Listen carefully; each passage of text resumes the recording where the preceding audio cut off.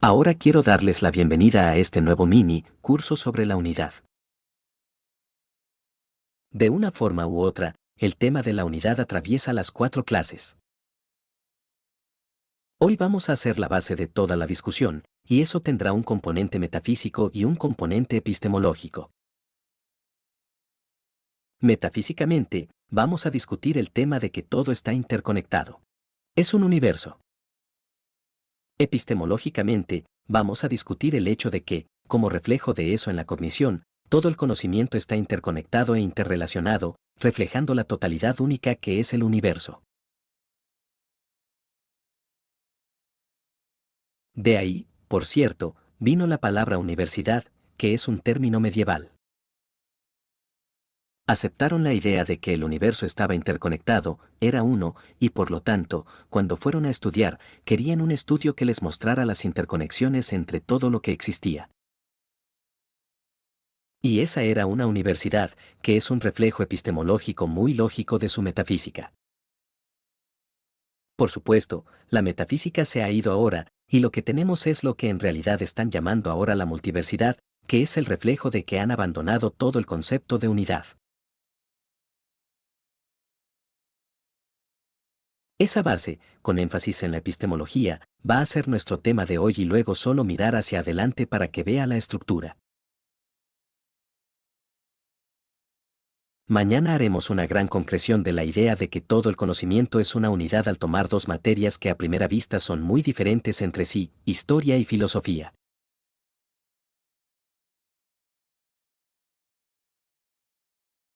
La historia estudia lo que fue y la filosofía estudia, en esencia, lo que debería ser. Así que a primera vista, estos son dos temas completamente diferentes, y, sin embargo, voy a argumentar que son completamente interdependientes, que cada uno implica a los demás, y que ambos son aspectos de la unidad única que establecemos hoy.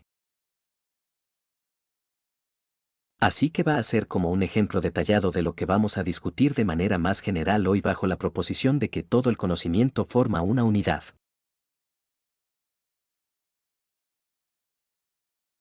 La tercera conferencia, que es el próximo lunes, es más técnica, pero creo que es interesante y esclarecedora.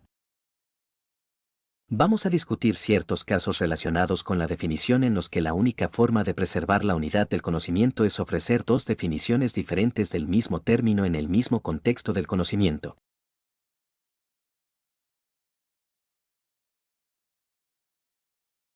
En un caso normal, por supuesto, ofreces una nueva definición en un nuevo contexto, pero voy a destacar un conjunto de términos filosóficos y decir que requieren permanentemente que cada término de este subconjunto único requiera permanentemente dos definiciones diferentes. De lo contrario, pierdes la unidad del conocimiento. Y creo que a algunos de ustedes les resultará muy clarificador con respecto a preguntas como si James Taggart realmente persigue valores. ¿Sabes? ¿El cristianismo realmente aboga por las virtudes? ¿Es el positivismo lógico realmente una filosofía? ¿Es el escepticismo realmente una epistemología? Hay una gran cantidad de preguntas como esa que son esenciales para desenredar, y esa será la número 3. Y luego 4 son algunas de las implicaciones morales de toda la unidad que habremos establecido. Terminando en la virtud que enfatiza la unidad. Eso es un poco exagerado, pero aún así, enfatiza la unidad en la naturaleza humana. Y la virtud que enfatiza eso es, simplemente llame la integridad, la unidad de la mente y el cuerpo. Así que de una forma u otra, me salgo con la mía porque Unity va a aparecer en todas partes. Ahora, no digo que este ángulo sobre la unidad sea una nueva perspectiva necesaria o fundamental sobre el objetivismo, pero une varios aspectos de una manera algo nueva, y creo que ayudará a masticar e incluso iluminar algún material nuevo, y creo que lo verán a su debido tiempo.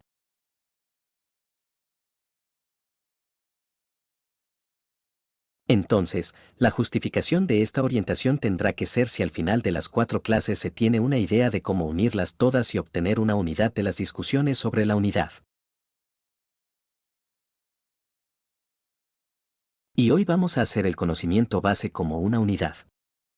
Y comencemos con el hecho de que, de acuerdo con el objetivismo, hay dos procesos cognitivos, cada uno esencial en todos los niveles de la cognición: diferenciación e integración, o desarmar y juntar, o análisis y síntesis.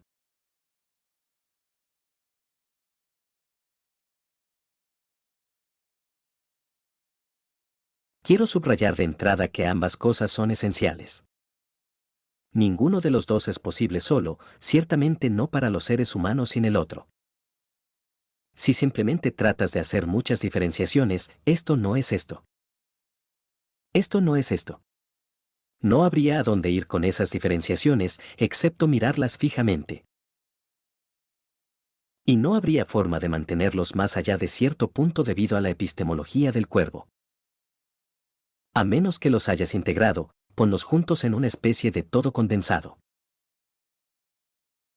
Así que la diferenciación por sí misma sería un callejón sin salida, y, por supuesto, no habría nada que integrar a menos que tuviera una serie de diferencias. Diferentes unidades, diferentes cualidades, diferentes ejemplos, diferentes lo que sea que estés uniendo en un todo. Así que digo esto al principio, no se puede tener uno sin el otro. Son como jamón y huevos o Abbott y Costello. Ahora, si le doy una confesión personal, la pongo de esta manera porque no puedo probar esto objetivamente. Encuentro que uno de estos dos procesos es mucho más fácil de realizar que el otro, pero el otro es mucho más gratificante intelectualmente. Ahora, para mí, lo más fácil es, con mucho, la diferenciación. Esto no es eso. Esta persona no es esa persona. Este color no es ese color. Este candidato Dole no es este candidato. Clinton, aunque incluso existe esta formulación, a esa no es esa.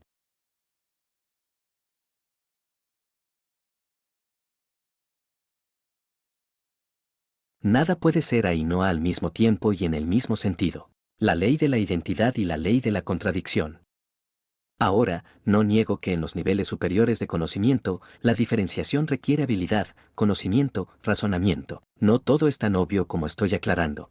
Por ejemplo, tratar de diferenciar moralmente entre dos personas puede ser terriblemente difícil. Pero al final, incluso si lo has logrado, te quedas simplemente con las dos personas y por sí solo, eso no es suficiente para funcionar.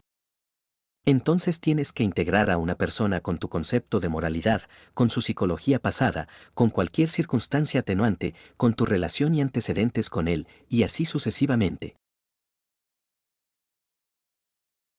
Entonces, incluso allí, la diferenciación finalmente se hace realidad después de un proceso de integración. Así que veo la diferenciación básicamente como ofrecer material para integrar y, por lo tanto, unificar o reunir. Sea capaz de abarcar mentalmente en un marco y comprender y explicar lo que ha estado diferenciando.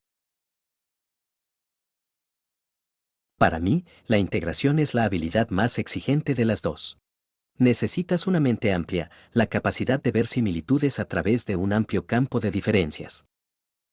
Y eso, por supuesto, es una facultad distintivamente humana. Los animales se diferencian. Pueden ver que una cosa no es otra, al igual que nosotros, al menos a nivel perceptivo.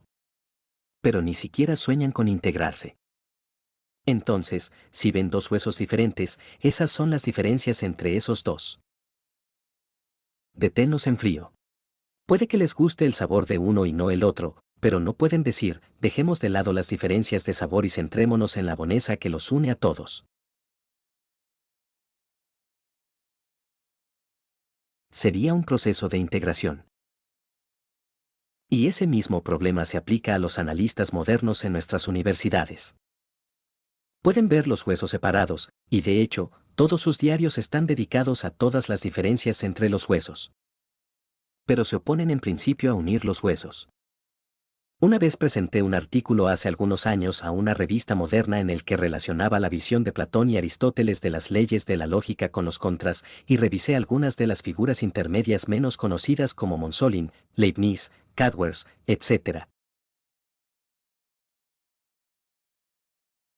Tenía un capítulo sobre cada uno y me respondieron. Esto para mí fue un aspecto menor de mi tesis doctoral porque tenía como 8 teorías de la lógica. Y esto era, pensé, un poquito suficiente para, ya sabes, un comité de analistas. Y me respondieron que era fascinante pero apenas comprensible. Simplemente no podían retener tal diversidad. Cadwers, Leibniz y Platón, todo en una imagen.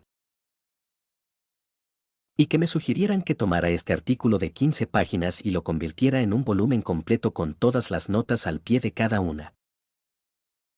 Lo que, por supuesto, habría arruinado la posibilidad de integración porque todos tienen que ser un estudio intensivo de las diferencias. Y encontraron el mero acto de ver más allá de las diferencias confuso, abrumador y poco claro. Ahora, para mí, es una transcripción literal de la mentalidad animal, simplemente capaz de articularse con el lenguaje. Ahora, ¿dónde entra la unidad? El resultado final de la diferenciación es 2. Así que si yo llamara a este curso dualidad, estaríamos gastando nuestro tiempo, supongo, en la diferenciación. El resultado final de la integración es 1. La integración es hacer un todo a partir de una multiplicidad de partes. Me acostumbro a la multiplicidad. Es solo un sustantivo para muchos. La integración es el proceso de reconocer o lograr la unidad. Así que un curso sobre la unidad es, en esencia, un curso sobre la integración. Ahora te recuerdo de nuevo, no puedes ignorar las diferencias. De lo contrario, solo habría una cosa y no habría integración. La integración presupone una multiplicidad, y todos los individuos que estás uniendo o integrando tienen sus identidades separadas. Pero nos estamos enfocando en el objetivo de unirlos como una unidad y cómo lograrlo. Ahora, todos los niveles de conocimiento, como saben, representan diferentes niveles de integración. Existe la integración de la percepción sensorial a la sensación y la percepción. Y ahí integras cualidades en una entidad. Y los animales superiores pueden seguirnos allí, pero nos dejan cuando pasamos a integrar entidades y luego atributos, acciones y relaciones posteriores en conceptos de primer nivel donde nuestra mente sostiene como una unidad un número ilimitado de diferentes concretos. Y ya sabes, por supuesto, el ejemplo, todas las tablas pasado, presente y futuro bajo la tabla de conceptos. Todos los hombres pasados, presentes y futuros se mantienen bajo el concepto de hombre, y así sucesivamente. Y seguimos, por supuesto, integrando conceptos en conceptos de nivel superior, que es donde nos deja el profesorado. Y finalmente, llegamos a los conceptos más amplios y abstractos que son conceptos filosóficos. Alcanzamos ideas tales como la totalidad de la existencia, el cosmos, el universo, que ni los animales ni los filósofos de hoy pueden concebir. Ahora universo. Lo busqué y viene de versos que está girando. Y uni, por supuesto, es una. Así que tomo la etimología en el sentido de que originalmente era un agujero girando juntos. Pero no creo que sea una idea demasiado buena, porque si es el agujero, con que gira en relación.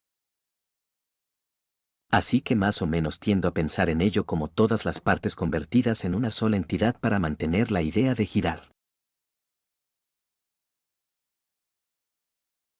Pero puedes tirarlo si quieres. Así que en cierto sentido, vamos de unidad en unidad.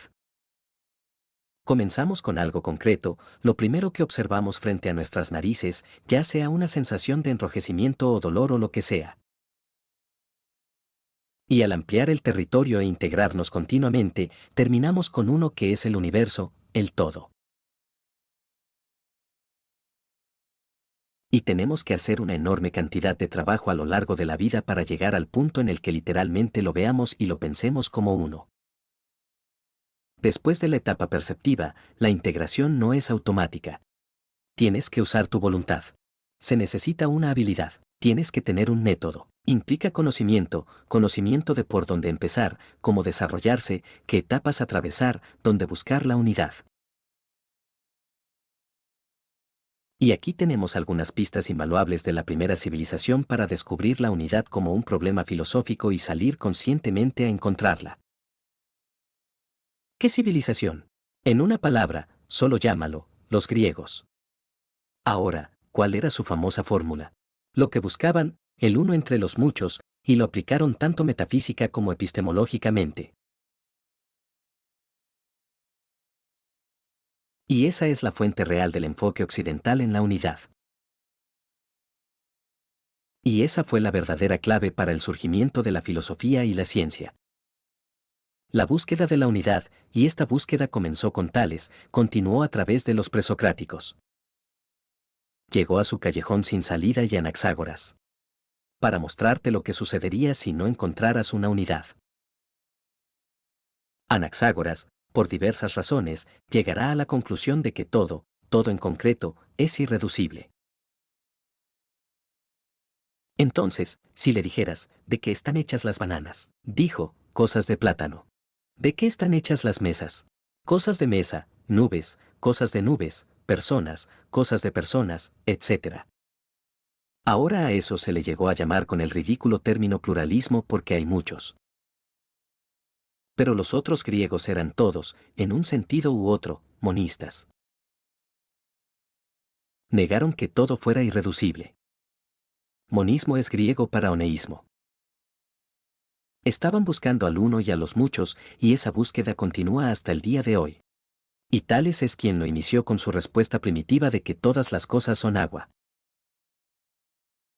Ahora, eso se convirtió rápidamente en los cuatro elementos, que, en el sentido que estamos usando aquí, sigue siendo uno entre muchos. Una estructura, un conjunto muy reducido en cantidad a las cosas que vemos a nuestro alrededor. Eso subyace y nos permite explicar todo lo demás. Entonces, cada vez que lo reduces, no significa literalmente necesariamente uno cuando estás en el nivel de la física, pero significa uno o un puñado en comparación con la gran diversidad de lo que ves. Porque esa es la búsqueda en la que estaban los griegos. Así que el agua se convirtió en los cuatro elementos que iban a los elementos modernos. Y luego fuimos a la búsqueda de la unidad científica, reduciéndolos a moléculas y a átomos, y a partículas subatómicas. Y hoy esa teoría de partículas es el caos. Pero sigue siendo la búsqueda griega. Un mero puñado de partículas a partir de las cuales se pueden construir todos los muebles del cielo y la tierra.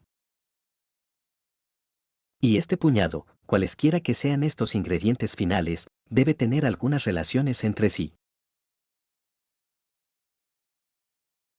Y porque son parte de un universo y muy bien pueden llegar a ser formas diferentes, en última instancia, de alguna materia, energía o forma de ser.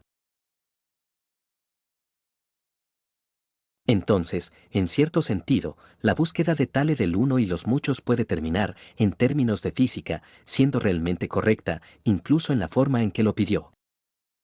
Aunque ahora sabemos que depende de los físicos y no de los filósofos hacer la pregunta. Y aunque la respuesta puede ser 2, 3 o 7 Altemits en lugar de literalmente uno ahora, Sals no podría haber sabido las especializaciones involucradas en su etapa. Pero él es legítimamente el padre de toda la filosofía y de toda la ciencia en virtud de esta búsqueda de la unidad, del uno y de los muchos. Y, por supuesto, si trazamos el patrón, que no voy a hacer, del descubrimiento de las leyes científicas, es repetidamente la misma búsqueda. Tratamos de reunir todos estos fenómenos bajo una fórmula, un principio. Y luego obtenemos una serie de leyes y tratamos de ponerlas bajo un principio más profundo, que explicará todas las leyes menores. Hasta que finalmente, si se llega a una teoría unificada, se ve una teoría que gira en torno a una de la cual, a partir de algunas premisas fundamentales, se pueden deducir todas las leyes del universo total. Así que, de nuevo, donde quiera que vayamos en el nivel de la sustancia o en el nivel del comportamiento, es la misma búsqueda del uno y los muchos. Ahora eso es mirar hacia la realidad física. Los griegos tenían la misma búsqueda en epistemología, y aquí el famoso buscador del uno en los muchos no era Tales, pero el primero en buscar el uno en los muchos epistemológicamente con respecto a los conceptos era Sócrates.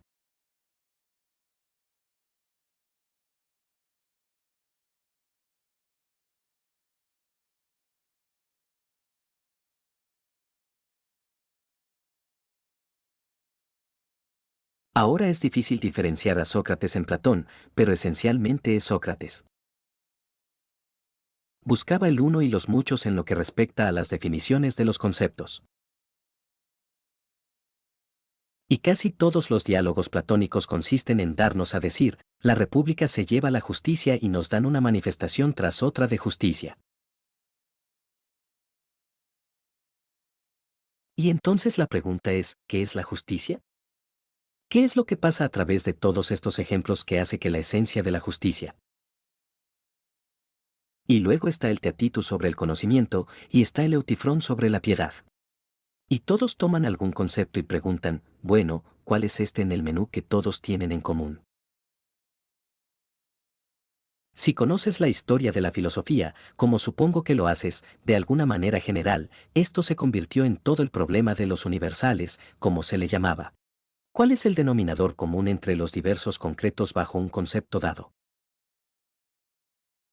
Aristóteles llevó esta búsqueda epistemológica tan lejos como el mundo llegó en la antigüedad al abstraer de abstracciones y abstraer a más hasta que finalmente alcanzó, como lo que era el equivalente del agua de Tales, que eran, en su caso, 8 o 10 categorías básicas, que él las llamó categorías, los géneros básicos en los que todo cae.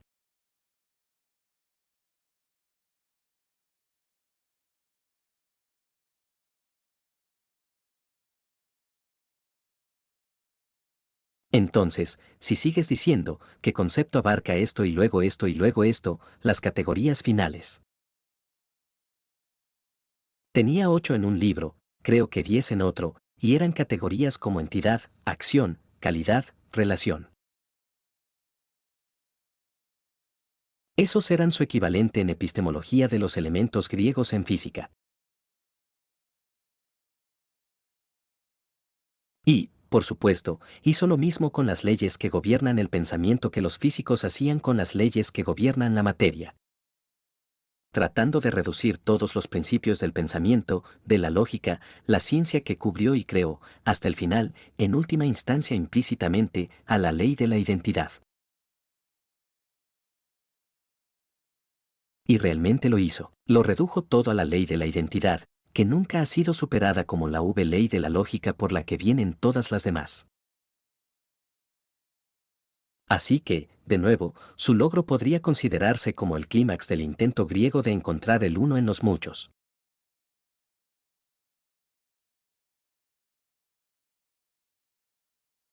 Pero dejando de lado a Aristóteles, solo echamos un vistazo rápido a toda la historia de la filosofía. Ha sido muy trágico en el tema del uno y los muchos. Porque en lugar de buscar el uno entre los muchos como lo hacían los griegos, los filósofos, en efecto, han adoptado desde entonces una alternativa letal y falsa. Aquellos que están a favor del uno y aquellos que están a favor de los muchos, a favor del uno, son las personas que enfatizan la unidad del universo, la unidad del conocimiento, la necesidad de integración y ver conexiones y ver relaciones.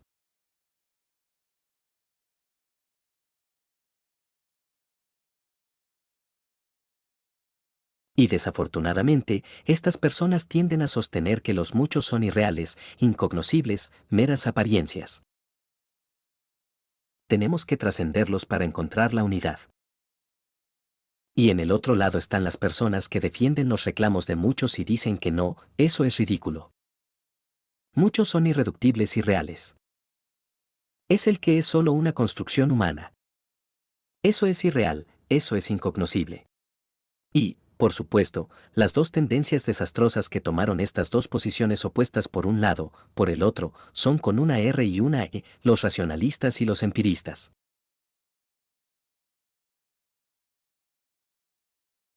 Si tomas a Agustín, Spinoza, Hegel e incluso Platón en este punto, como los racionalistas, todos creen que todo es uno.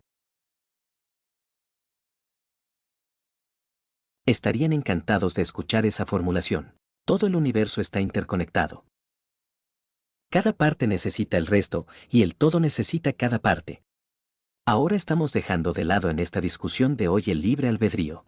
Así que, por favor, no me pregunten cómo sus elecciones son necesarias por la naturaleza del universo. Estamos hablando solo metafísicamente, dejando de lado lo hecho por el hombre. Pero si hacemos eso, entonces, por supuesto, su principio de que todo es uno, todo está interconectado y cada parte necesita el todo y viceversa es excelente. Esa es una comprensión unificadora sin la cual nunca podríamos tener ciencia o pensamiento. Y para ellos el objetivo era captar este último y llegar a ver cómo todo lo demás fluye de él o está conectado a él. Y el problema con su programa no era el objetivo, sino el hecho de que siempre interpretaron el último como algo con una M mística.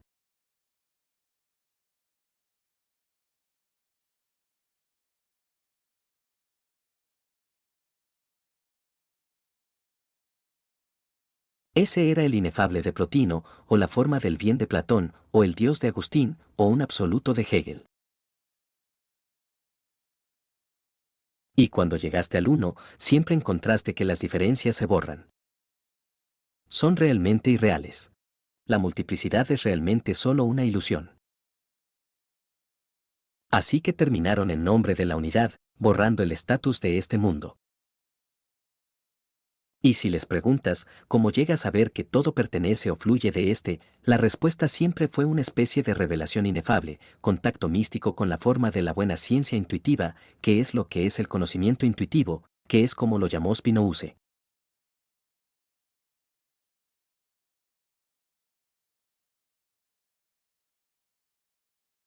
O para Hegel, fue aún peor porque tuviste que pasar por el proceso dialéctico hasta que finalmente alcanzaste a Hegel como el último. Así que hay un lado bueno, un lado admirable de los racionalistas. Encapsulado en todo está uno, que es la antigua declaración mística griega, y lo verdadero es el todo, que es la declaración de Hegel. Estas son formulaciones preñadas, pero eran formulaciones místicas de verdades reales, a saber, que todo está interconectado metafísicamente y que la integración es esencial epistemológicamente. Pero debido a su misticismo, enfrentaron la unidad con la identidad y con la lógica aristotélica.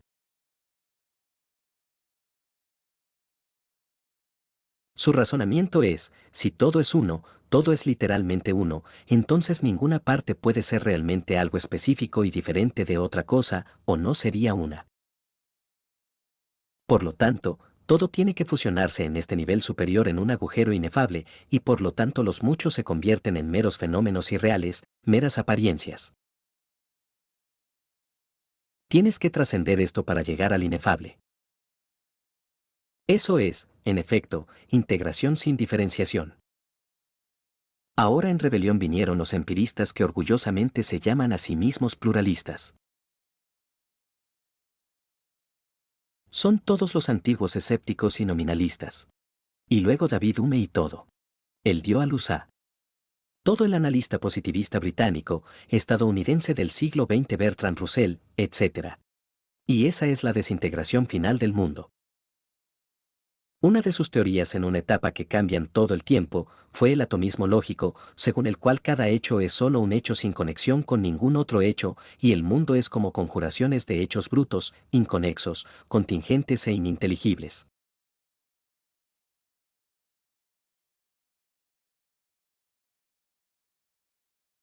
Cada proposición era una oración que flotaba libremente.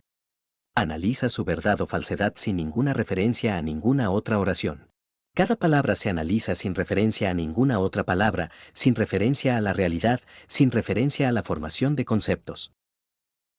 Toda esta filosofía, llamándose a sí misma análisis, estaba deliberadamente poniendo sus dientes y su cara en contra de cualquier tipo de síntesis. Y es un ejemplo perfecto del rechazo deliberado de la integración, metafísica o epistemológica. Y eso se manifiesta en su odio al sistema. Mira, todos los racionalistas querían construir un sistema de todo interconectado para reflejar el universo único. Pero aquí tenemos una desintegración voluntaria y justa. Solo los muchos, y cuantos más, mejor. Es una cruzada contra la unidad, y por lo tanto la esencia de su pensamiento es. Y estoy usando esto en un sentido técnico, no como un término despectivo. Aunque resulta que la esencia de su pensamiento es quisquillosa. En otras palabras, más y más sin sentido. La diferenciación tiene un fin en sí misma, solo para ver las diferencias. Tengo que tomarme un momento para decírtelo. Cuando estaba haciendo mi tesis doctoral, es posible que algunos de ustedes hayan escuchado esta historia. Estaba siendo entrevistado por el presidente del Departamento de Filosofía de la Universidad de Michigan y me preguntó que en Ann Arbor, y me preguntó de qué trataba mi disertación, y le dije que estaba defendiendo la tesis de que las leyes de la lógica son verdades sobre la realidad. Y me dijo, oh, pronunciaste un término realmente interesante allí. Me encantaría escuchar tu análisis. Ahora, la frase era que las leyes de la lógica son verdades sobre realidades. Me lo imaginé. Vaya, las leyes, la lógica, la verdad es la realidad. Quiero decir, esto solo abre la puerta, así que ya estoy tratando de reunir todo lo que podría decir. ¿Cuál iba a ser? ¿En cuál estaba interesado? ¿Las leyes de la lógica son verdades sobre la realidad?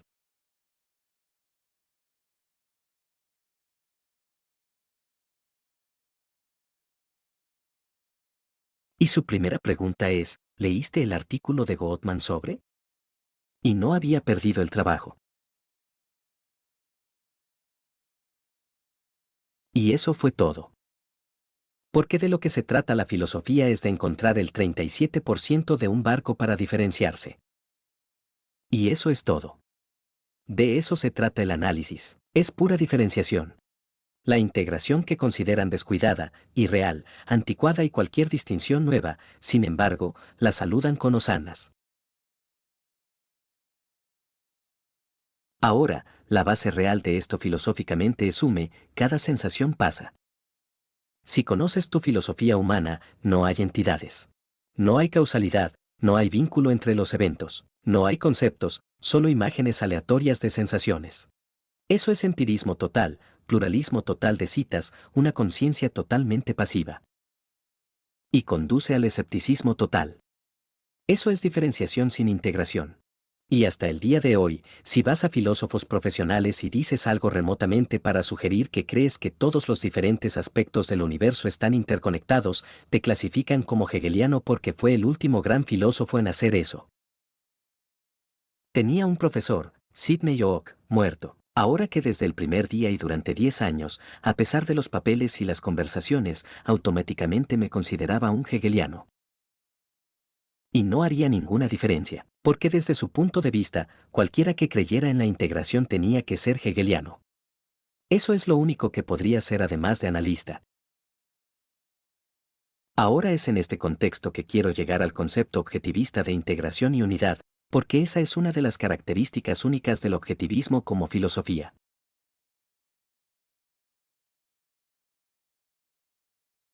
Pusimos fin a esta batalla en particular, tal como lo hizo con tantas otras. Los objetivistas son como los racionalistas de la Biblia, pero todo es uno. Metafísicamente, todo está interconectado. Epistemológicamente, todo debe estar interconectado. La necesidad de integración en una totalidad. Pero no místicamente, de modo que estamos de acuerdo con los empiristas en que los muchos son reales.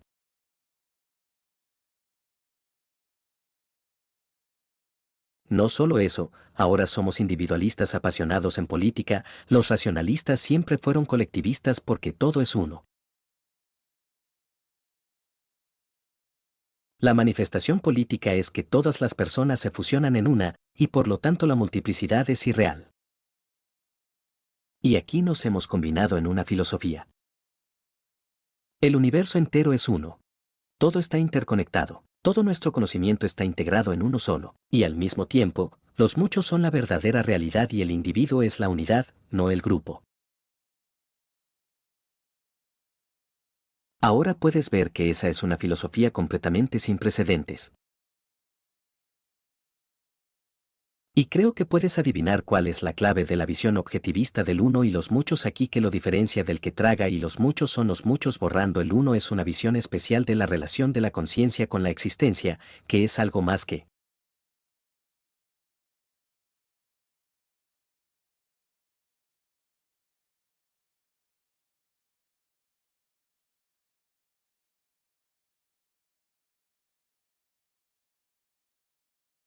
O simplemente absorbemos una unidad que está ahí afuera que inunda nuestra mente, o de lo contrario absorbemos pasivamente una multiplicidad que está ahí afuera y terminamos como humanos. ¿Qué es el distintivo? Ahora que alguien venga al micrófono y me diga que tienes unos 3 segundos. ¿Cuál es la idea o concepto objetivista distintivo que incluso está integrado en el nombre de la filosofía? Si quieres una pista que te dé el enfoque objetivista aquí.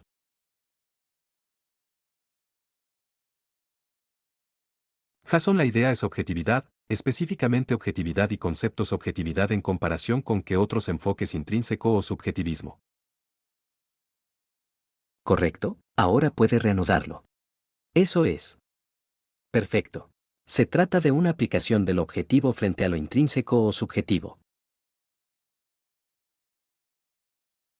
Y nuestra visión aquí es simplemente la siguiente: la integración de datos en un todo es un requisito de la epistemología humana. No es un reflejo de algún ser intrínseco, indiferenciado, un todo o un Dios que está ahí fuera.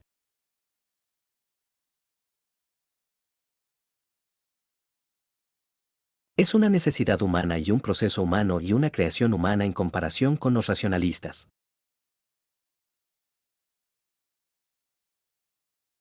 Entonces, lo que realmente está ahí fuera son todos los muchos que reunimos epistemológicamente debido a los requisitos del cuervo. Pero no lo unimos simplemente etiquetando arbitrariamente a todos estos diferentes menís de acuerdo con la conveniencia. Lo reunimos de acuerdo con hechos reales, relaciones objetivas entre los menís, no caprichos o deseos arbitrarios. ¿Qué es la idea empirista de que todo lo que es real son los muchos divididos, y cualquier unión de ellos es tu sentimiento subjetivo? Así que creo que la mejor manera de decirlo es decir que en este tipo de discusión defendemos la unidad objetiva, la unidad que en cierto sentido creamos. Pero lo creamos siguiendo los hechos de la realidad. Pero al seguir esos hechos, no solo nos sentamos pasivamente y esperamos a que entre el uno. Procesamos los hechos de acuerdo con las reglas que fluyen de la naturaleza de nuestra conciencia. Esa es la pauta básica. Así que todo es uno. Y estas son las que parecen ser formulaciones paradójicas, pero tienen que juntarse. Todo es uno, pero en realidad todos son muchos. Comenzamos con muchas, todas diversas, muchas cualidades que nuestros sentidos pueden diferenciar o separar. Y luego emprendemos un largo viaje, motivados por el cuervo, para comprimir esta multiplicidad en formas cada vez más condensadas para que podamos sostenerla y lidiar con ella. Y lo hacemos por un proceso de omisión de medición, cuyo fin es que integramos todo a todo y vemos la relevancia de todo para todo.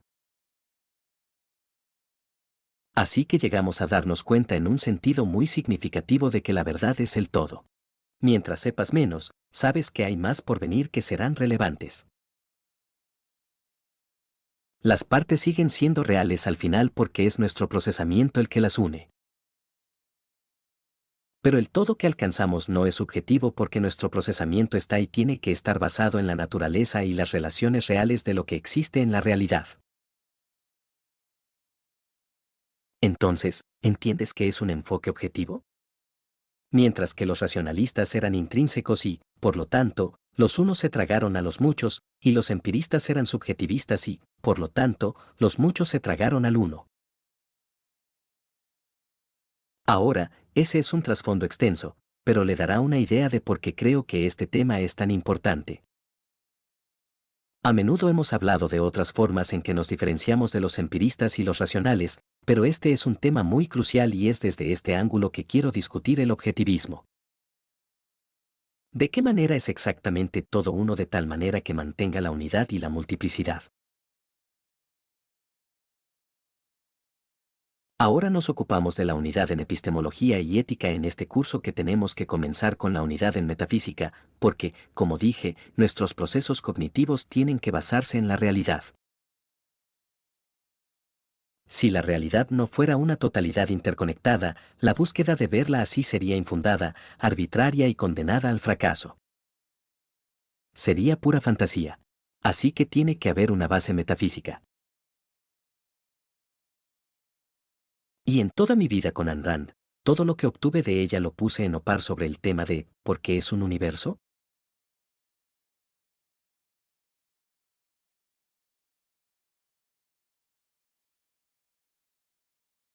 Y está en la página 123. Saqué la página y la traje conmigo porque no podía llevar el libro.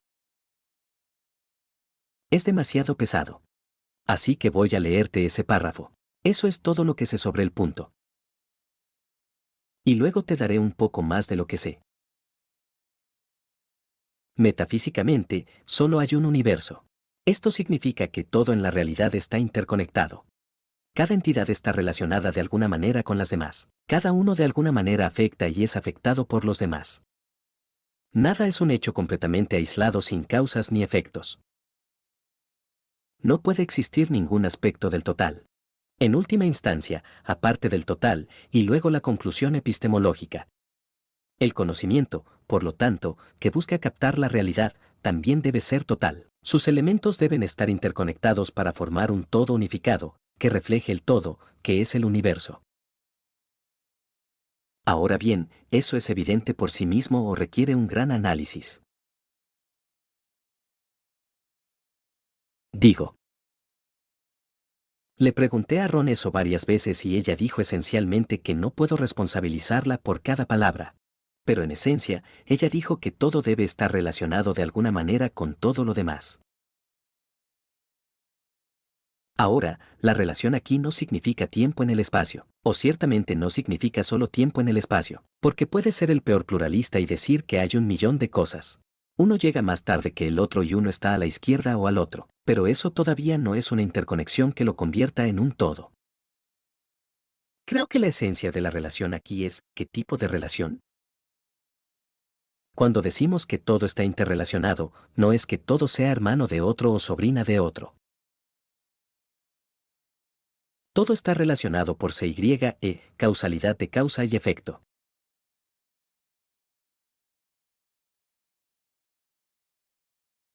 Las cosas actúan e interactúan. Los físicos hablan de un estado del universo como causante del siguiente. Cada cambio en una entidad o subsistema repercute en el resto. En última instancia, conoces la forma en que las ondas de luz continúan viajando durante millones de años, interactuando a medida que avanzan, de modo que algún evento de hace X millones de años todavía tiene efectos visuales en nosotros. Ahora que cuando vemos una estrella por primera vez cuando la luz finalmente nos alcanza y estoy seguro de que lo mismo de alguna forma es aplicable a la fuerza gravitacional y la fuerza eléctrica, etc. En este sentido, el estado del universo y estamos hablando de metafísica ahora, en un momento dado. Sí, lo sé, siempre quiero pasar. Este punto implica todo lo concreto.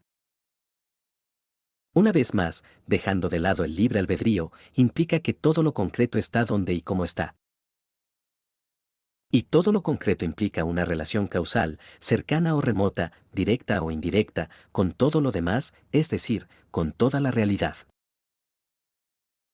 Este es, creo, el fundamento metafísico de la unidad, el hecho de la interacción universal.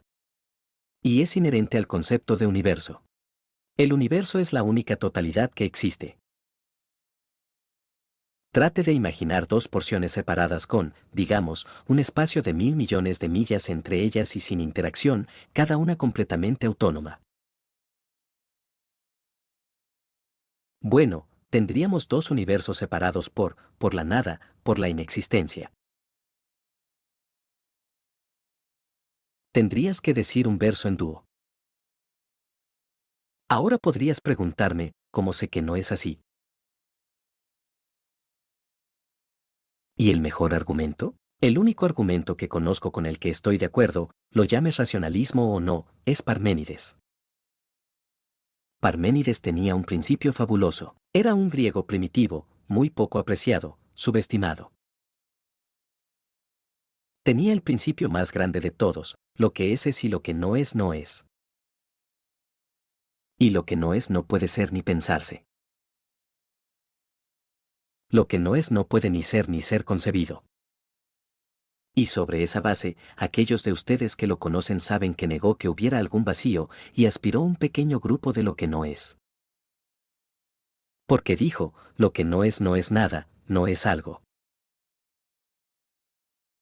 Entonces, ¿qué hay entre mis manos?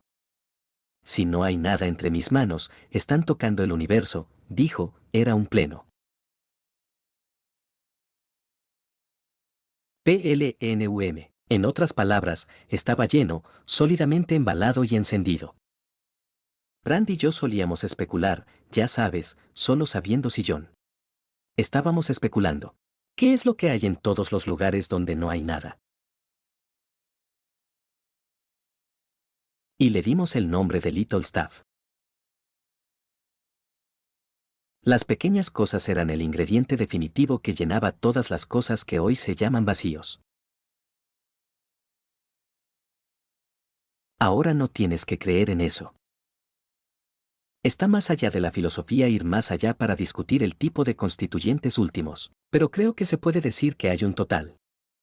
Parménides tiene razón, no puede haber una losa de lo que no es, separando el total en dos mundos separados. Todos los aspectos son parte de uno y todos interactúan. Y en ese sentido, el universo es uno. Los muchos son reales. Son la realidad. Pero metafísicamente, los muchos interactúan causalmente, todo cerca de un remoto, directo o indirecto.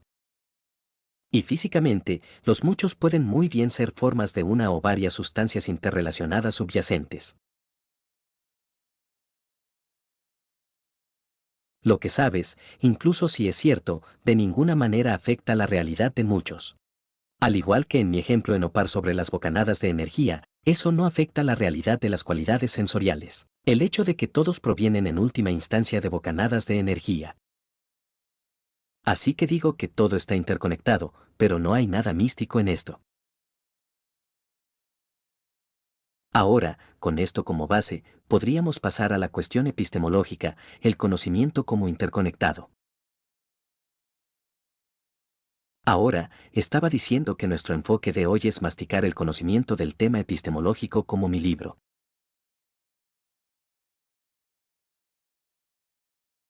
Incluso lo llamo par ahora, lo que no entendí en primero, pero todos lo llaman OPAR. El conocimiento, como señala OPAR, es inherentemente relacional. No se trata solo de mirar los datos, sino de procesarlos, establecer relaciones, en parte diferenciar, pero sobre todo integrar. Y estos procesos están metafísicamente fundamentados porque todo en la realidad, los concretos son diferentes y el total está interrelacionado. Hoy queremos centrarnos en el lado integrador de la misma. Queremos concretar el hecho de que cada elemento del conocimiento está interrelacionado y este es un ejercicio mental valioso. Si puedes hacerlo, literalmente estirará tu mente para buscar conexiones donde simplemente nunca imaginaste ninguna antes. Te llevará cada vez más claro a un universo, un todo. Y su ideal como pensadores debería ser que el universo esté con ustedes en todo momento. Que lo que sea que estés pensando tiene suficientes vínculos con el resto de lo que sabes para que todo el contexto esté ahí en todo momento. Una breve nota histórica, mi primera atracción por Ayn Rand cuando era adolescente fue su asombrosa facultad de integración, que estoy seguro de que ahora es bien conocida por ustedes. Cuando escuché de adolescente que estaba escribiendo una novela que integraría sexo y economía, eso para mí era inconcebible. Ni siquiera imaginaría que habría oferta y demanda. Y luego la gente quería sexo y se lo proporcionaba. Fue increíble. Y luego, cuanto más la conocía, más se deshacía. Ya sabes, liberales y conservadores eran enemigos mortales y para ella eran uno. Racionalistas y empiristas, mente y cuerpo. Siempre sentí que ella estaba en la cima de una montaña inspeccionando el agujero, mientras que otras personas miraban un pequeño parche en el suelo frente a sus narices. Siempre sentí que tenía que mover la cabeza hacia atrás cuando estaba con ella solo para tratar de asimilar la escala de lo que ella veía. Literalmente vivía en un universo y era realmente real para ella. La totalidad. Y esa es, creo, la verdadera razón por la que cuando te saludaba, no solía saludarte o ¿cómo estás? Ella diría, ¿cómo está tu universo? Eso no era una afectación, porque las amplias abstracciones filosóficas eran extremadamente reales para ella. La perspectiva automatizada del conjunto estaba ahí continuamente a partir de sus constantes integraciones. Y ese es el objetivo que creo que funciona. Por ahora, vamos a masticar un ejemplo, al menos en patrón. Sabes, hacerlo en detalle significaría atravesar la totalidad del conocimiento humano, lo que no estoy equipado para hacer. Nadie está equipado para hacerlo. Y el punto epistemológico es que no tienes que estar equipado para hacerlo. Pero estamos tratando de mostrar en el patrón que comprender cualquier elemento de conocimiento implica comprender completamente el total del conocimiento humano.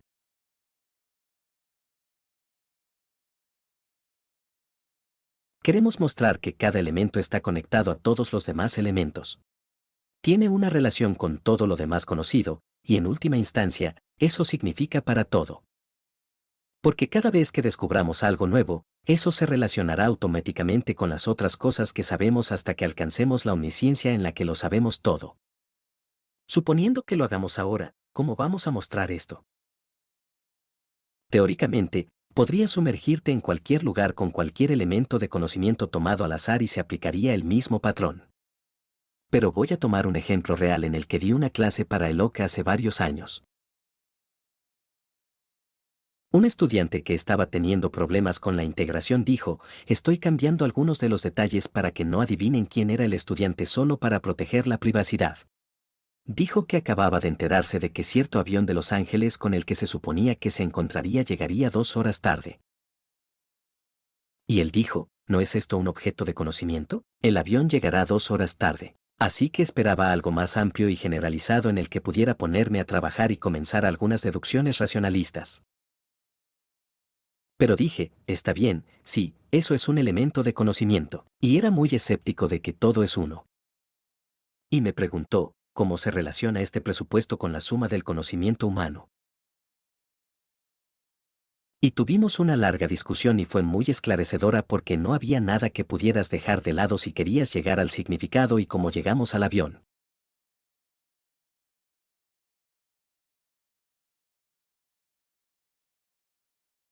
No voy a seguir diciendo desde Los Ángeles, pero solo el avión llega 2 horas tarde y quiero guiarlos a través de algunos de los pasos para que vean el patrón.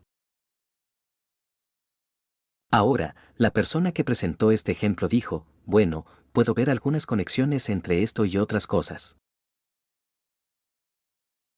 Por ejemplo, tenía que saber algo sobre aviones o no podría haber comprendido que este avión llegará 2 horas tarde. Tenía que saber algo sobre el tiempo o no habría podido decir que este avión llega 2 horas tarde. Entonces tenía que saber algo sobre relojes o relojes y medir el tiempo. Y supongo que el avión tuvo que retrasarse por alguna razón. Digamos que es el clima. Tenía que saber algo sobre el clima y me dijo, así que si esto es lo que quieres decir, puedo ver esta simple afirmación, el avión llega 2 horas tarde presupone un conocimiento del tiempo, ciertos instrumentos, ciertos medios de transporte, etc.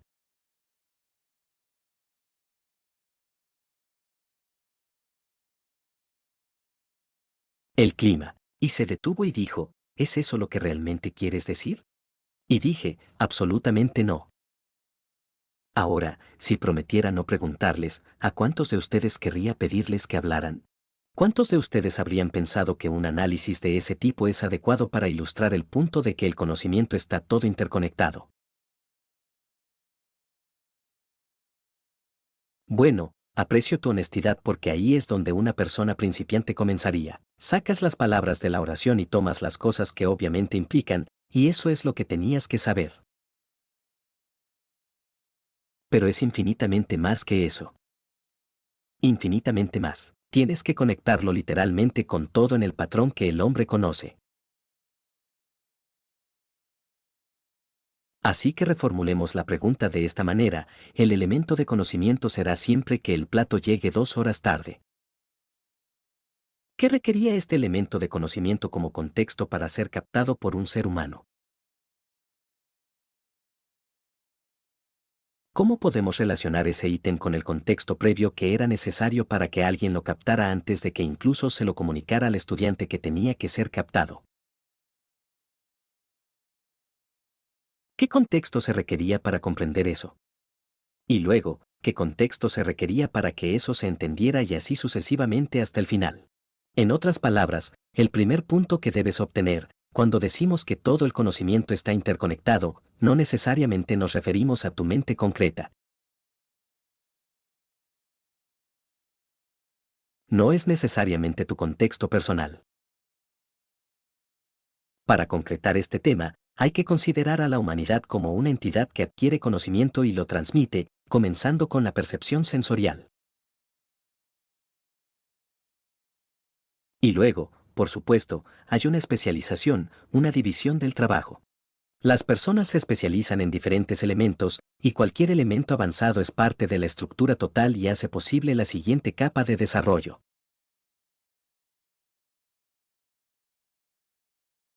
Aunque todos tenemos que contar con especialistas, incluso los especialistas tienen que contar con especialistas para sostener muchos de los elementos. El punto es que el conocimiento específico que quieres que el avión llegue 2 horas tarde y que puedas entender descansa en el total que se ha descubierto.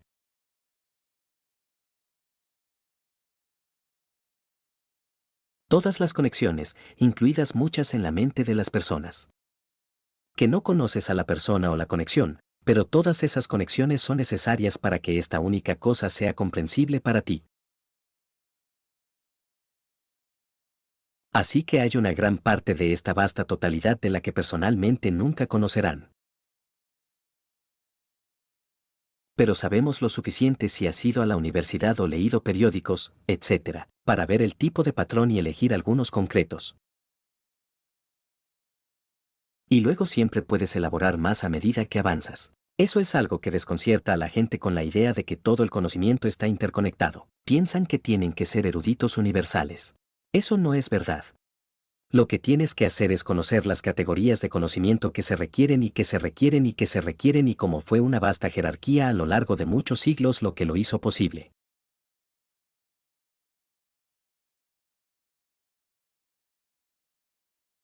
El avión llegará 2 horas tarde.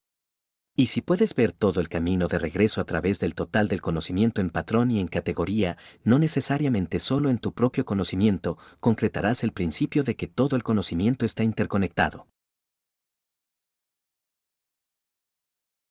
Ahora, la última persona que conocemos que hizo eso en términos reales, concretos, que tomó cada elemento de conocimiento en cada tema que se conocía y lo interconectó con todos los demás fue Aristóteles, a quien Dante llamó el maestro de los que saben.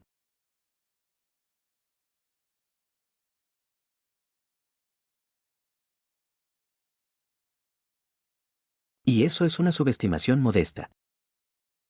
Pero el problema es que ahora hay demasiado para poder hacerlo. Podemos hacerlo a través del uso de abstracciones amplias, pero no podemos conocer todos los concretos de la manera en que él podría conocer cada especie, cada estrella, cada teorema en geometría y todo. Así que lo somos, lo hacemos en patrón ahora, pero es la misma idea. Entonces, nuestra tarea es cómo un elemento de conocimiento se relaciona con el conocimiento de la humanidad acumulado a lo largo de los siglos.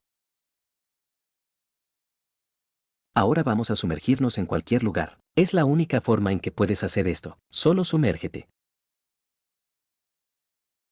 ¿Cómo supimos que el avión iba a llegar 2 horas tarde?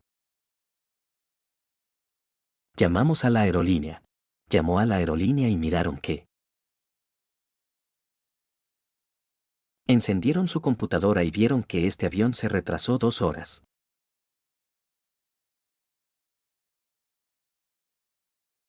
Alguien tuvo que inventar una computadora. Ahora, si quieres un ejemplo diferente, no hace ninguna diferencia. El conocimiento tenía que haber llegado del avión a donde están. Radio o computadora, no hace ninguna diferencia. Obviamente, alguien tenía que programar la computadora y alimentar los datos en ella. ¿Cómo se enteraron los programadores?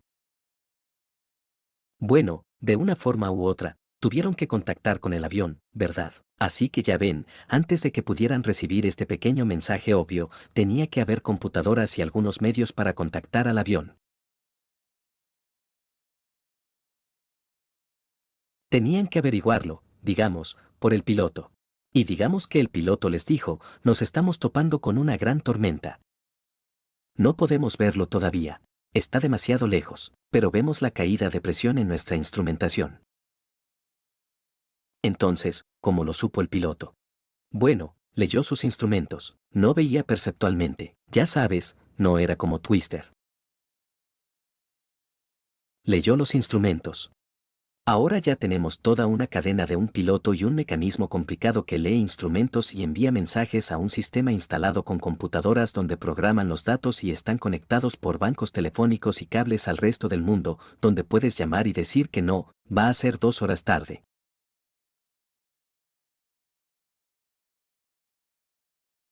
¿Cómo es posible todo esto? ¿De qué depende todo esto?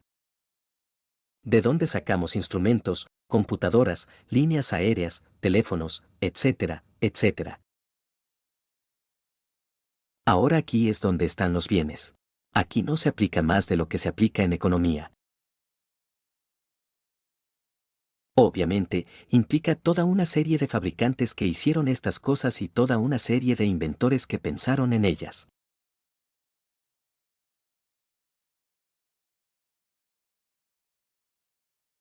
Y sin esas dos series largas, nunca llegarías a las computadoras, los teléfonos y los aviones.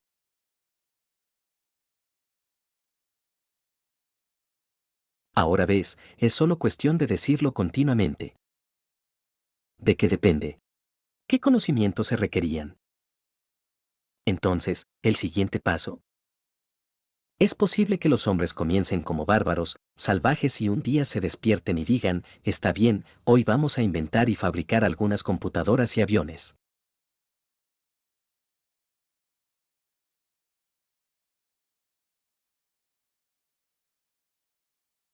Obviamente. Inconcebible, imposible.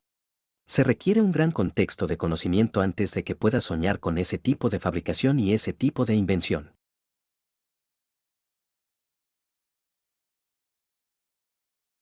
Ahora, si tuviéramos tiempo, que en realidad no tenemos, te haría subir. Eso es lo que hice que hiciera la clase y que cada uno dijera algo que tenía que ser fabricado o inventado para llegar a esta etapa. Y obtienes una lista realmente asombrosa, asombrosa. Quiero decir, los metales tenían que ser descubiertos antes de que pudieras juntarlos. Todos los materiales, todas sus propiedades. Había que descubrir productos químicos. Los inventos que tuvieron que ser descubiertos son realmente alucinantes. Quiero decir, no solo radar y, ya sabes, teléfonos, microscopios para obtener suficiente conocimiento de lo que está sucediendo en la Tierra. Telescopios para que pudieran obtener suficiente conocimiento de la gravedad finalmente alcanzada, relojes, imprenta para que todo pudiera difundirse. En última instancia, la rueda antes de que puedas conseguir el avión, y antes de eso, la edad de piedra actúa de otra manera. Somos, ya sabes, como osos, ya sabes, viviendo en una cueva. Así que solo hay que sonajear sin explicación. Los 500 inventos principales necesarios para pasar de los actos de la edad de piedra a la computadora serían, creo, 1 hora solo para condensar eso y a todos los inventores.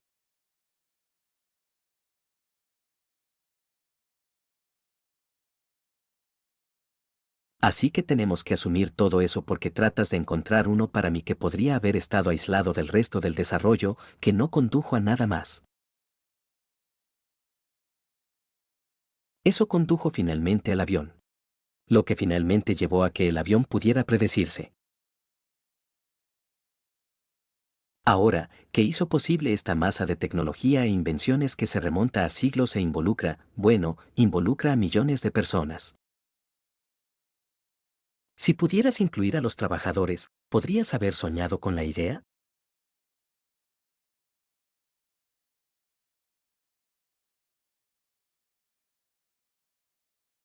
¿El avión va a llegar 2 horas tarde? No es posible. La condición previa de la fabricación y de las invenciones, que eran muy bajas en la antigua Grecia, era, en una palabra, con una ciencia S.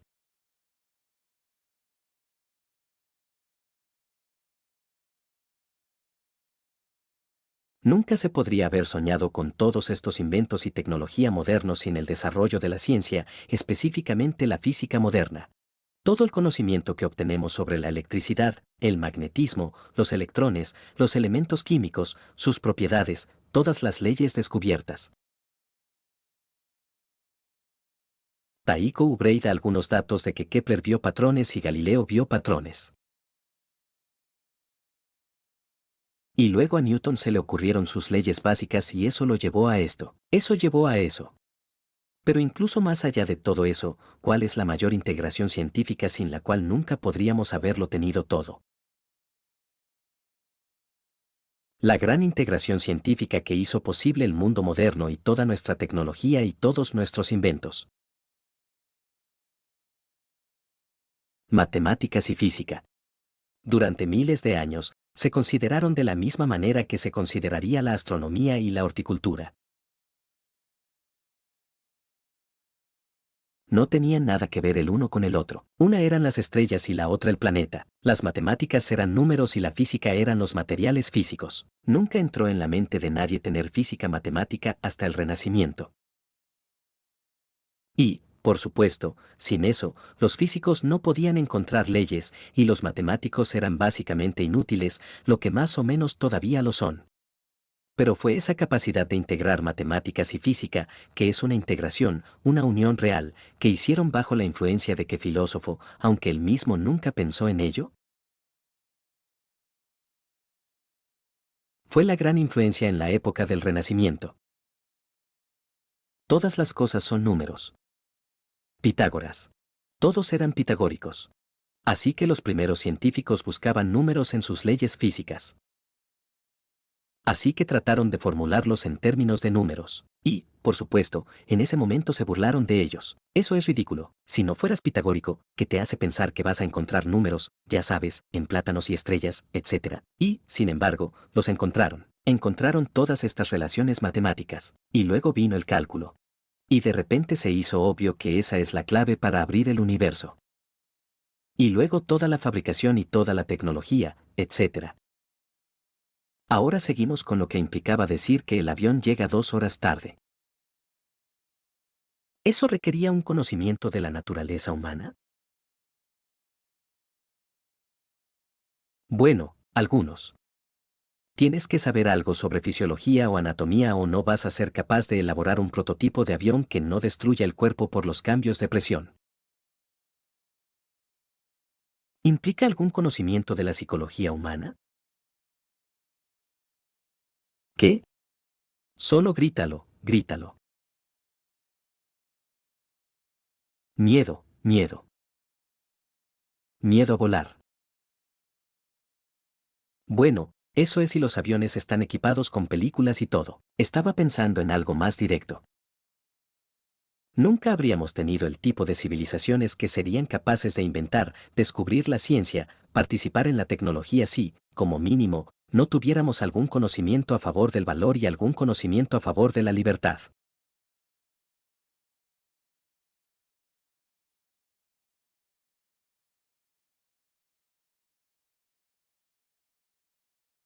Algo sobre las necesidades del hombre, incluso si nunca se formuló adecuadamente. Algo sobre el hombre necesita ser dejado en paz y necesita pensar. Si solo hubiéramos tenido a los egipcios, los medievales o la mentalidad del siglo XX, todavía estaríamos en cuevas, ya que nadie estaría inventando, descubriendo ciencia, fabricando, etc.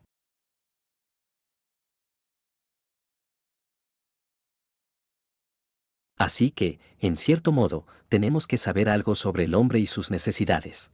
Necesitamos una imagen de la física, de la psicología, de todo el universo.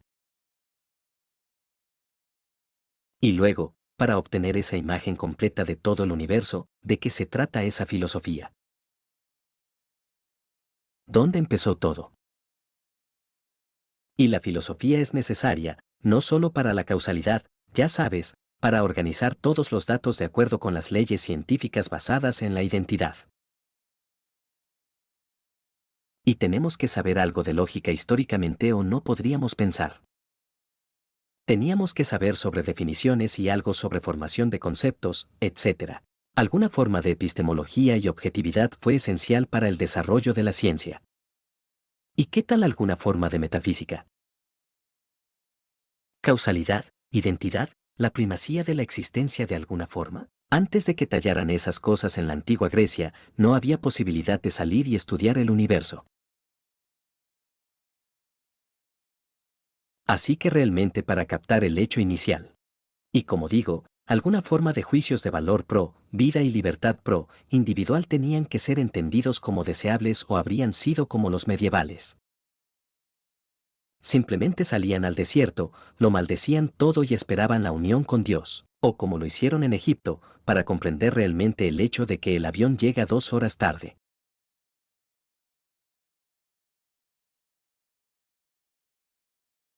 Si tuvieras que atravesar todo el conocimiento que la humanidad tenía que tener para llegar a este hecho, básicamente terminarías con todo el conocimiento humano en todos los campos, filosofía, física, psicología, aeronáutica. La totalidad del conocimiento humano. Incluso si usted personalmente no lo tenía, alguien tenía que tenerlo o nunca lo haría. La progresión total se habría roto. La conexión no habría estado ahí. Este invento no se pudo haber hecho. Este descubrimiento no se pudo haber hecho. Esta máquina no se podría haber hecho. El agujero habría estado allí y se habría detenido. Así que llegamos a la conclusión, solo de masticar este ejemplo en el patrón, de que comprender completamente cualquier parte, cualquier elemento, es comprender todo lo necesario para conducir a este conocimiento. Y eso significa comprender en principio todo. No todos los días, pero en el patrón. Esa es mi concreción de que todo el conocimiento está interconectado. Ahora quiero contarles una breve historia sobre mí, ya que tengo la opción, según entiendo por Sandra, de continuar aquí de manera ilimitada o detenerme y hacerlo preguntas. Y me gustaría poner la moraleja de todo esto sobre la mesa antes de detenerme. ¿Te parece bien? Y entonces podemos quedarnos tal vez 5 minutos más tarde para una pregunta. Es de esperar que algunas conferencias sean mucho más cortas, pero esta fue la base de todo. Esta es una historia sobre cómo me desarrollé en esta misma cuestión de la integración del conocimiento. Cuando escribí por primera vez Los paralelos siniestros, lo dividí en capítulos y el primer capítulo fue sobre la metafísica de Hitler y el segundo sobre su epistemología. Y solía mostrar en el capítulo 1 de Rand cada capítulo cuando lo terminaba y luego ella comentaba y hacía correcciones y cambios. Y yo pasaría a la siguiente. Y le mostré el capítulo 1 y ella tenía varias críticas, etc. Y le dije de una manera un poco decepcionada. Dije que no te diste cuenta de la hazaña que realicé al escribir esto. Ella dijo, bueno, ¿qué fue eso? Y le dije, bueno, ¿te das cuenta? Presenté a Platón, Kant y Hegel y nunca usé la palabra epistemología. Y ella dijo, bueno, así es. Y dije, bueno, no lo ves, separé completamente la metafísica y la epistemología. Fue muy difícil de hacer, pero me di cuenta de que, dado que este es un capítulo sobre metafísica, no debe haber referencias a la epistemología. Eso va en el capítulo de epistemología. Así que mantuve toda la epistemología fuera, y fue realmente difícil. Y ella me miró desde otro planeta, ya sabes, y me dijo, pero pasaste de contrabando la epistemología por todos lados. Y dije, sí, pero nunca lo dije. Eso fue para mi entrenamiento universitario. La idea de diferenciación. Verás, mi idea era, si estás hablando de metafísica, eso es todo. Es como, sobre. Si se trata de about, no se puede hablar de under porque se trata de about. Y estaba haciendo metafísica y, aunque era mucho más grande que la forma en que me enseñaban en la universidad, es un tema completo para mí. Había líneas absolutas. Cuando escribes sobre un tema, no debes escribir sobre otro. En parte, esa era la cuestión de la coepistemología. Era legítimo en este sentido que para hacer una tarea específica, tienes que soltar la parte que no es esencial. Tienes que diferenciar y especializar tu enfoque. Al igual que si miras esta tabla y abstraes la longitud del color, debes enfocarte en un atributo aparte del resto que es inherente y abstracto. Pero el gran peligro de ese tipo de diferenciación es porque convertir lo que separas con fines de análisis en algo separado en la realidad sin conexiones.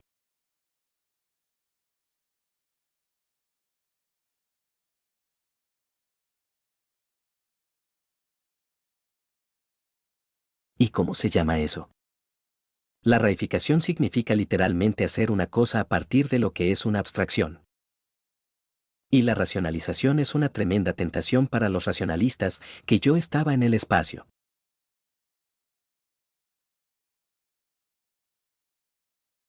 Porque lo que haces como racionalista es separar un pequeño cuadrado del resto de la realidad. Encuentras algunas autoevidencias dentro de ese cuadrado, y luego deduces todo lo demás de esas autoevidencias como una especie de juego de ajedrez flotante. Ahora, este es un riesgo ocupacional de los intelectuales profesionales. Tienes que ralentizar la cognición artificialmente porque todo te llega a la vez.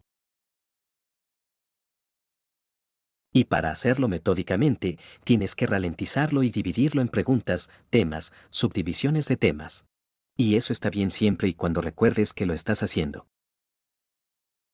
Pero lo que sucede si eres racionalista es que lo ralentizas, lo rompes y lo conviertes en un compartimento.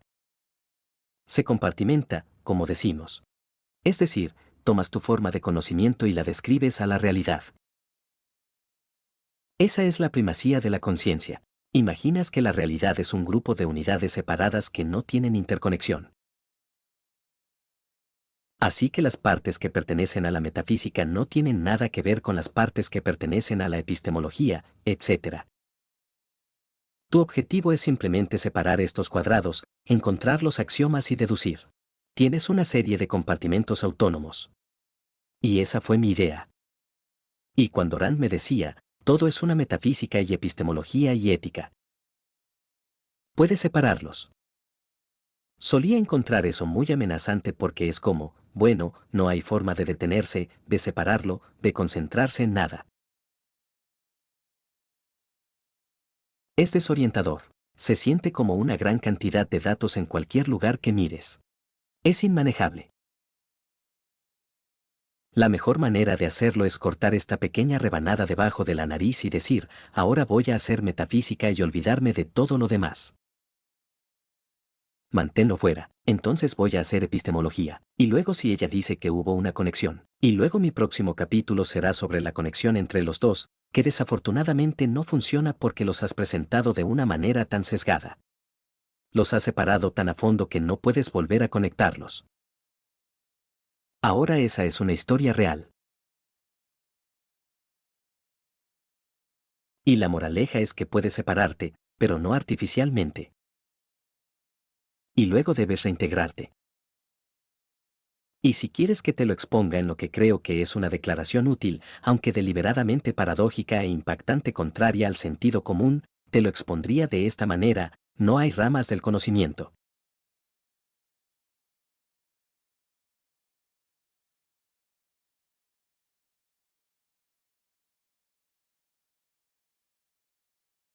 No hay asignaturas.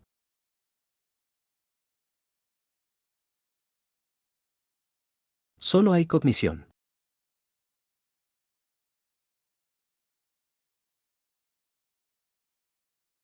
Ningún campo es independiente de cualquier otro campo, ya sea que se trate de filosofía y física.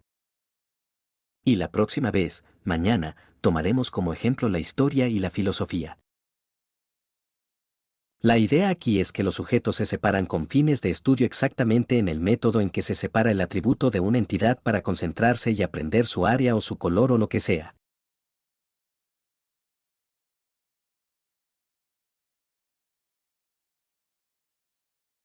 Y puedes encontrar que un atributo es radicalmente diferente de otro, así como un sujeto es radicalmente diferente de otro, y que usan diferentes métodos y diferentes concretos, etc.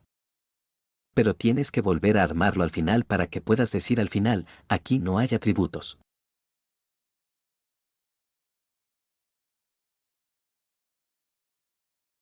En realidad, hay una cosa, hay una entidad, hay una mesa. Y los atributos son algo que resulta de nuestro enfoque especializado para nuestro propósito cognitivo. Y exactamente de la misma manera, tienes que ser capaz de decir que los sujetos son simplemente nuestras formas de tomar el vasto total de la cognición y enfocarnos en algún atributo para especializarnos.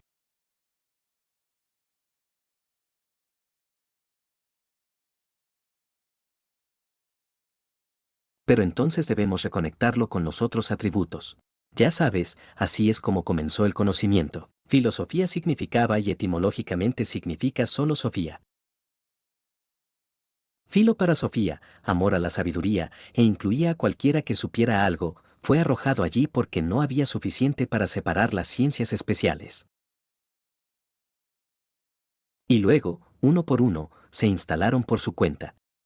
Pero si se hubiera hecho correctamente, siempre habrían recordado que tenían que permanecer conectados entre sí y con lo que ahora llamamos filosofía para seguir siendo parte de un conocimiento que refleja un universo.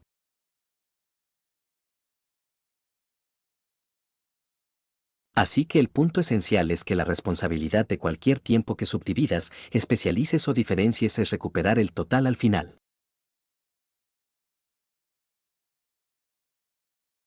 Si das un paso cognitivo en el nivel de percepción, separas algún atributo físico para un estudio especial. Entonces tienes que borrar la desconexión. No la distinción, sino la desconexión. Reintégrate ahora con el conocimiento añadido de nuevo en la entidad, de modo que al final, perceptualmente veas la entidad como un todo y no solo una característica aislada de ella. Y lo mismo es cierto a nivel conceptual, por avanzado que sea. Puede demarcar y separar cualquier pregunta, campo temático, tema, proposición, palabra para estudio especializado. Pero al final del estudio, hay que borrar la desconexión, reintegrarse de nuevo con la nueva información añadida. De vuelta al total. Y en el nivel conceptual, eso significa volver al total de todo lo que sabes. Su conciencia de la realidad como tal, su conciencia del interconectado que es el universo.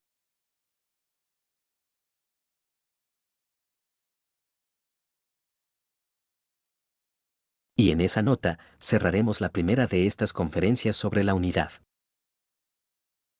Gracias. Ahora tenemos al menos 10 minutos para un turno de preguntas, y tal vez podamos ir unos minutos más allá de eso. Entonces, ¿quieres pararte en una fila?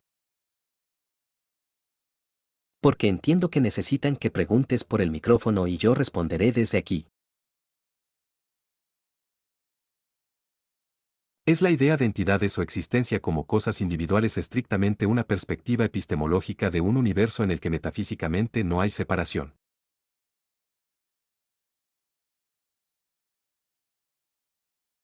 De modo que metafísicamente no hay muchos y muchos es nuestra perspectiva la que nos permite captar la realidad.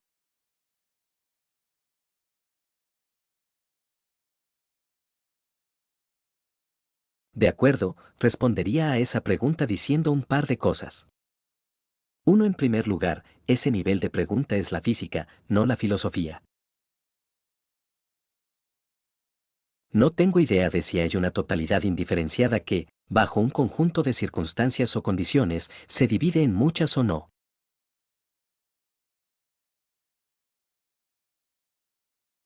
Por lo tanto, no estoy en posición de decir sí o no en el nivel del que estás hablando. Que en realidad es solo uno y los muchos son solo los concretos desde nuestra perspectiva. Pero la respuesta importante a su pregunta es suponer que, si fuera cierto, no le daría derecho a hacer la afirmación de que los muchos son solo nuestra perspectiva. Lo importante es que, si se trataba de una losa indiferenciada, sigue siendo cierto que esa losa se organiza y actúa y se estructura y se relaciona con diferentes aspectos de sí misma de tal manera que cuando abrimos los ojos, vemos todas estas cosas.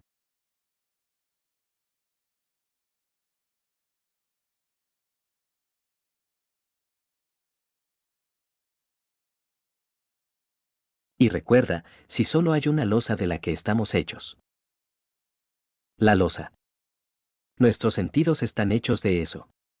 Las pequeñas cosas o lo que sea que es el mundo que vemos está hecho de las pequeñas cosas. Y significa que las pequeñas cosas, por su propia naturaleza, cuando comienzan a interactuar, se dividen en perceptores y objetos exactamente como somos y los percibimos.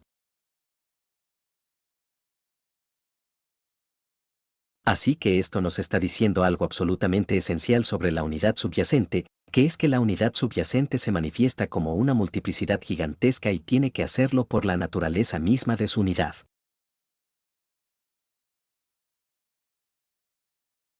¿Ves lo que estoy diciendo? Así que tenga mucho cuidado al decir que es cierto que percibimos de cierta forma, y depende de los físicos, no de los filósofos, especificar cuál es la forma. Pero tengo un pasaje muy bueno si lo digo yo mismo en Opar que trata de esta pregunta. Si todo fuera realmente soplos de energía, mostraría eso que el rojo y el verde, lo duro y lo suave, lo áspero y lo suave, etc., son solo subjetivos, solo nuestras formas humanas de ver las cosas. Y le respondí que no, porque todavía está. Esta fue la respuesta de Iron Rand. Por supuesto, también lo es. Que cuando esos cachorros de energía se unen como seres humanos y como objetos, la interacción de esos cachorros de energía es roja y verde, caliente y fría, etc. De modo que todo lo que existe, todo lo que percibimos, deriva inevitablemente de la naturaleza última de la realidad. Y si algo se deriva de la naturaleza última de la realidad, no puedes descartarlo como una perspectiva humana. Es metafísico. Entonces, en ese sentido, la multiplicidad es tan metafísica como la unidad. De acuerdo, Herodes, en tu último tema de cuando dibujas un pequeño cuadrado y trabajas dentro del cuadrado, entonces tienes que volver a conectarlo al agujero.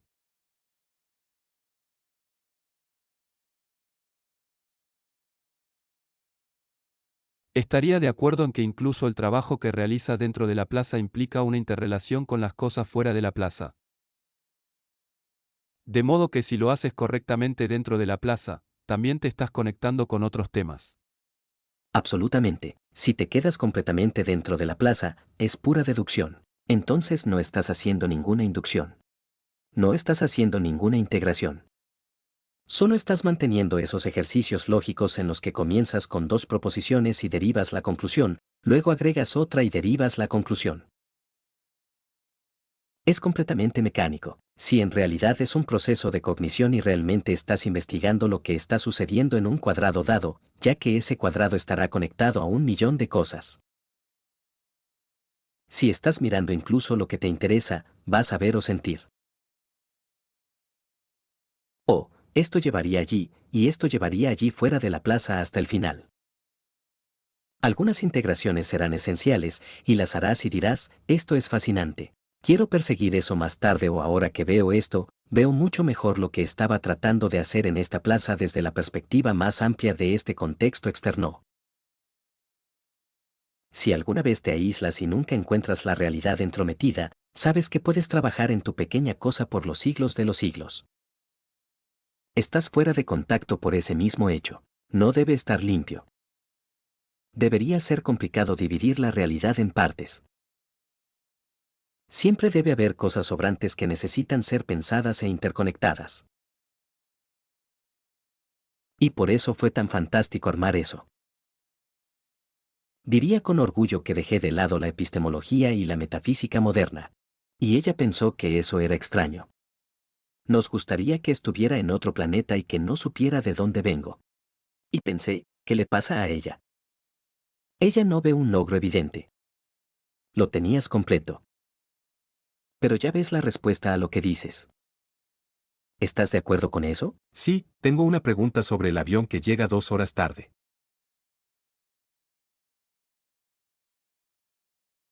Ejemplo que estabas usando. Veo como prácticamente todos los campos del conocimiento humano son al menos implícitos y algunos mucho más explícitos, como lo que conduce a la existencia del plano y todo eso. Pero no me parece que todos los demás datos discretos del conocimiento humano estén necesariamente implícitos.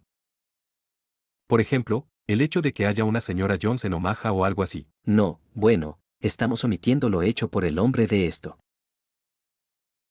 En la medida en que decimos cada, es imposible. Cuando decimos que todo está interconectado, no podemos hablar de concreciones que involucran la elección humana, excepto en la medida en que la elección nos lleva a principios metafísicos o físicos. Pero si es solo, ya sabes, por ejemplo, jugué con una banda de goma hoy. Ahora podría tener o no tener, y todo el desarrollo del conocimiento humano seguiría siendo el mismo. Así que ciertamente les concedo que hay muchas de las cosas volitivas que existen. Estamos hablando de los principios del campo, que es realmente de lo que estamos hablando. Cuando lleguemos a la cognición, te llevaré un paso más allá.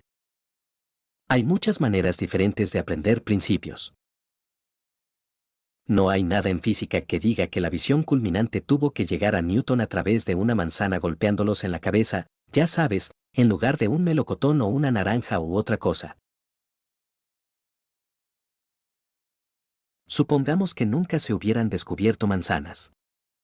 Ahora estoy un poco más indeciso aquí porque ya hay una gran franja de arquitectura y eso involucra un montón de minerales. Y eso implica, ya sabes, la fertilización y la meteorología. Y no conozco las interacciones allí, pero ya puedo ver mucho potencial para una gran conexión entre las manzanas, ya sabes, y Newton. Pero dejando eso de lado, puedo imaginar que cualquier concreto dado no tuvo lugar si es equivalente. ¿Lo viste? Entonces, lo que realmente estoy diciendo es que los principios que la humanidad dibujó y por los cuales se integraron son las cosas que llevaron al siguiente paso, o al siguiente paso o al siguiente paso. Esos principios dependen del concreto, pero no siempre y en todos los casos concreto único. Aunque, como digo, en muchos casos, creo que encontrarías que los propios concretos contribuyen a presuponer otros conocimientos.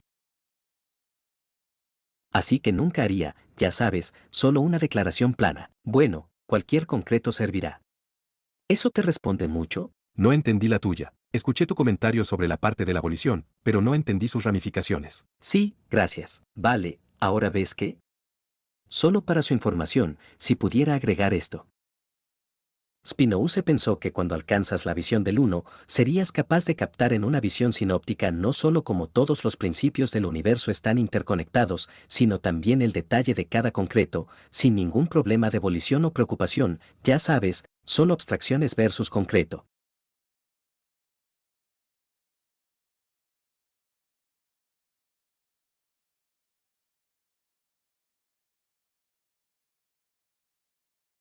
Serías literalmente omnisciente, no solo sobre los principios que lo explican todo, sino sobre cómo conocerías este paquete de azúcar. Sabrías qué letra estaba borrosa, en que se diferenciaba esta de ella. Y por eso lo hicieron místico, verás, porque la única forma en que podemos sostener una totalidad es por abstracciones. Y abstracciones omitimos las medidas. Entonces podemos aprender las medidas de cualquier dado, pero no podemos aprender la totalidad y mantener las medidas. ¿Eso te responde? Esa es una de las razones por las que lo hicieron místico. No tenían idea de omitir las mediciones como una forma humana. Y entonces pensaron que la única forma en que puedes integrarlo todo es decir que no hay concretos o que obtienes esta visión mística. Platón tenía la misma idea de una visión mística que provenía de la forma del bien, donde todo lo concreto era deducible. Sí, señor. Ahora estamos oficialmente 2 minutos tarde, así que no habría resentimiento si quieres levantarte e irte, pero voy a continuar unos 3 minutos más, solo para poder decir que teníamos una pregunta. De acuerdo, una de tus premisas que afirmas, ¿es eso todo lo que hace o me dices si esto es correcto? Todo lo que hace posible un hecho es necesario para captar ese hecho. No, no pondría esa declaración. Es una declaración metafísica. Yo diría que todo lo que hace que un hecho sea conocible es necesario para comprender esa afirmación. Puede haber muchas cosas que hacen posible un hecho que aún no se ha soñado en física, que no tenemos que saber para conocer este hecho. Esto es puramente epistemológico. La metafísica es solo en darnos un mundo en el que todo está interconectado. La epistemología es que solo podemos conectarnos dentro de lo que sabemos, y cada nueva pieza que conectamos con el proceso. Así que, por lo tanto, no lo hacemos. No tenemos que conocer todo el conocimiento sobre cómo se construyen los aviones para comprender el hecho de que un avión llega tarde. No, alguien tenía que conocer todos los elementos que se requerían. Si dibujaste el ciclo total desde la percepción sensorial original del hombre de las cavernas hasta el avión que llega tarde. Pero nadie lo sabe todo. Y no desde Aristóteles. O no lo sé. Escuché que Leonardo también tenía eso, pero si su conocimiento era enciclopédico. Hoy en día es físicamente imposible a menos que lo hagas a través de una computadora. Si tuvieras una computadora en la que pudieras buscar cada palabra, pero ¿quién la programaría? No lo sé, tal vez Bill Gates podría hacer eso. Si esta es tu forma de decírmelo, asumo que tienes hambre, así que vamos a concluir por hoy. Y mañana a la misma hora, vamos a hacer filosofía e historia. Porque, ese es el mismo tema, aunque uno se preocupe solo por el pasado y uno se preocupe solo por lo que debería ser. Muchas gracias.